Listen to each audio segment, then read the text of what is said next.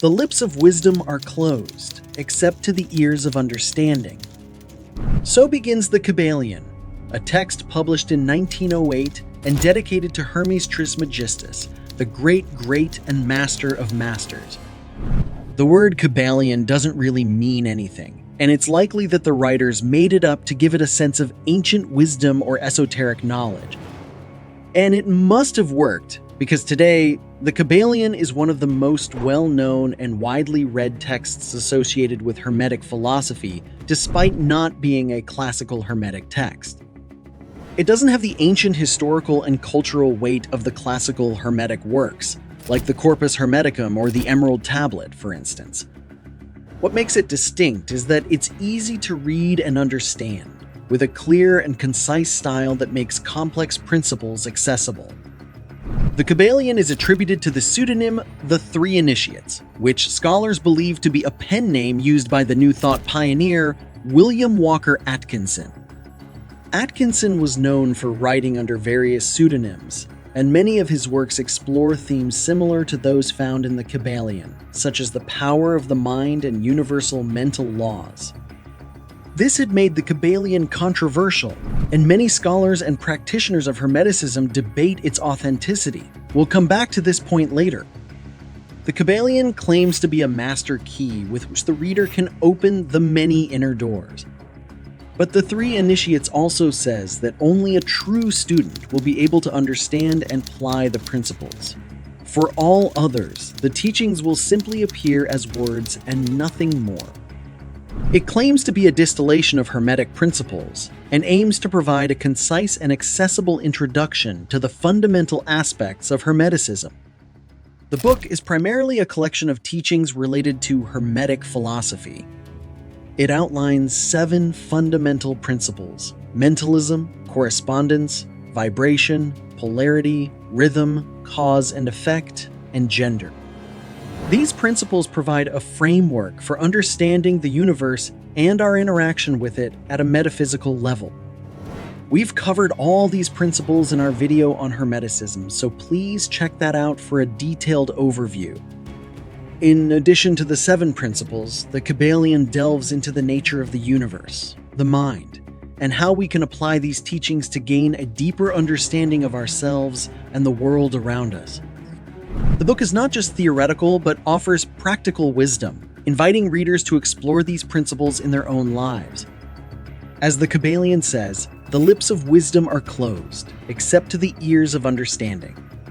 This means that the depth and potential transformation these teachings offer are accessible only to those who approach them with an open mind and a willingness to learn.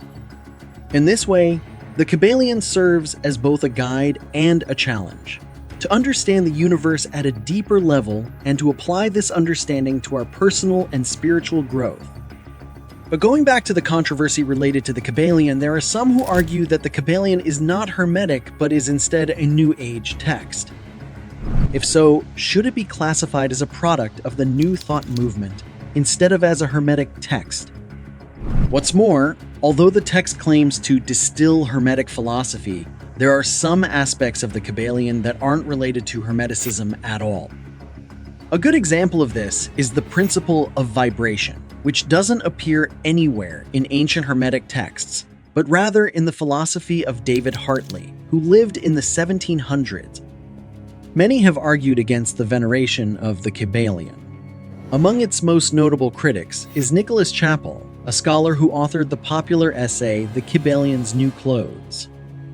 This essay references the well-known children's story The Emperor's New Clothes, drawing a parallel to the way the Kybalion is perceived in esoteric circles.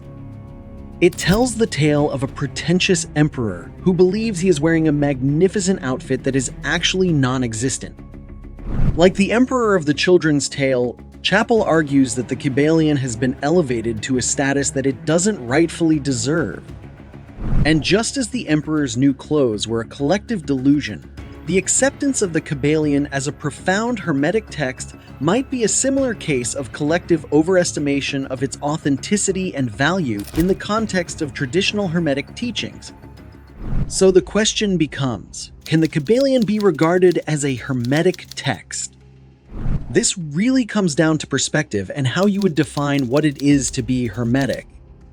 As a modern interpretation of Hermetic principles, we could describe the Kybalion as a text influenced by Hermetic philosophy, rather than as a direct source of Hermetic wisdom. In this sense, it's not a Hermetic text. But while the Kybalion may not be a Hermetic text in the traditional sense, it serves as a bridge, connecting modern readers to ancient Hermetic wisdom through a contemporary lens. Its role in popularizing Hermetic philosophy in the modern era cannot be understated, even if it deviates from classical Hermetic texts in style and substance. It serves as an accessible introduction to Hermetic concepts for newcomers, provides practical wisdom for personal growth, and reflects the historical and cultural context of the early 20th century's New Thought movement. It's one of the most influential books in the realm of esoteric wisdom and possibly the most famous occult text of them all.